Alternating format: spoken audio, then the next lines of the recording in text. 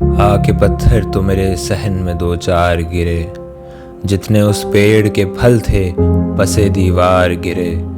मुझे गिरना है तो मैं अपने ही कदमों में गिरूं, जिस तरह सायाए दीवार पे दीवार गिरे।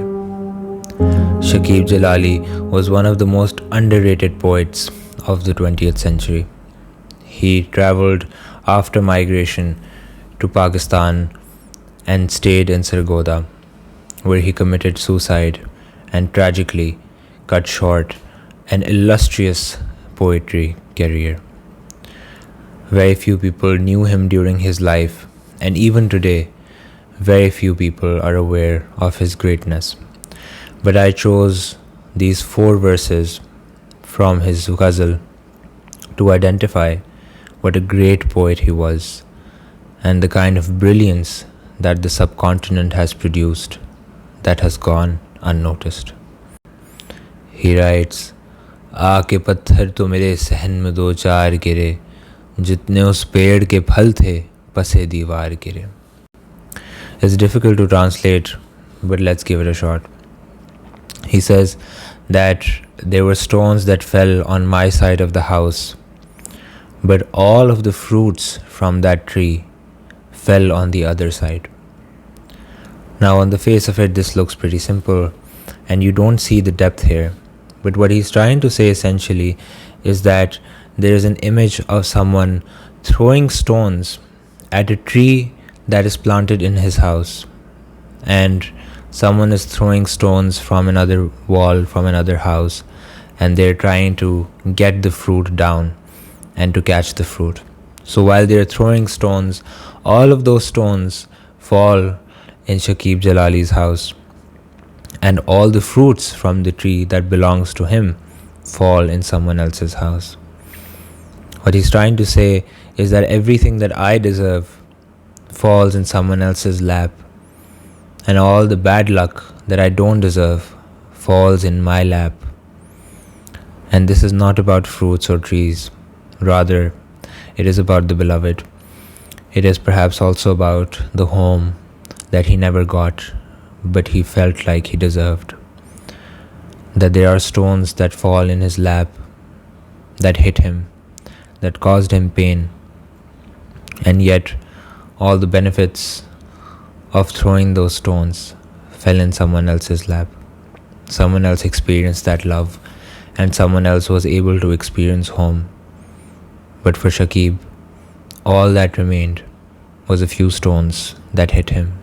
And the second शेर is a marvel. मुझे गिरना है तो मैं अपने ही कदमों में गिरूं, जिस तरह सायाए दीवार पे दीवार गिरे. And if I have to fall, I might as well fall to my own feet, just like the wall falls on its own shadow. It will take me hours, if not days, to talk about all the interpretations that can come out of it. But I will present a few deep ones and leave the rest to you for the comments. When he says, if I have to fall, I shall fall on my own feet, just like the shadow of a wall receives the wall that falls over it. First, there is obviously the physical aspect of it. If you are running, you fall, and you usually don't fall at your own feet. You fall a few steps ahead because you're running, so your head falls in front of your feet, and that shows some movement. But if he says, मुझे गिरना है तो मैं अपने ही कदमों में गिरूं, could mean that he is still. He has nowhere to go. In fact, it's less of a stumble. In fact, it's less of a tumble. It's less of getting tripped over something, and it's more collapsing onto its own feet. When someone goes unconscious, they collapse. When they die while standing still, they fall to their own feet. And what he's showing is that he has nowhere to go. He's not running, he's not tripping over something. He is collapsing while having stayed still in the pain that he faces. And then this idea of a wall falling to its own feet, it relates to this idea of stillness, because a wall is just there forever, experiencing everything, and then one day it simply falls. And like himself, it doesn't fall a few steps further. A wall doesn't trip over something, it just falls on its own shadow. The other meaning could also be when he says, "Mujhe girna hai to main apne hi qadmon mein girun," where the emphasis is on apne, that I fall to my own feet, could also show that he is saying that I will not fall in front of someone else's feet. I will not beg the beloved. I would rather die but beg the beloved to come back. जिस तरह साया दीवार पे दीवार गिरे. Just like the wall does not go anywhere or plead to someone. It falls when it has to, but it stands strong and still until it dies. And the last interpretation is about this idea of the shadow. Because when he is standing, he will see his shadow in front of him. Something that represents him but is empty. And he falls towards his shadow, just like the wall falls on its own shadow. The shadow here is an interpretation of the hollowness and the emptiness inside him, the darkness that engulfs him completely. He wants to fall over it. He wants to become one with it. He wants to accept that that is his fate.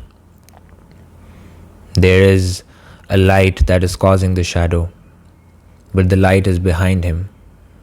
Just like the light behind the wall will cause a shadow, there is something that is behind him, that is gone now, that is away from him.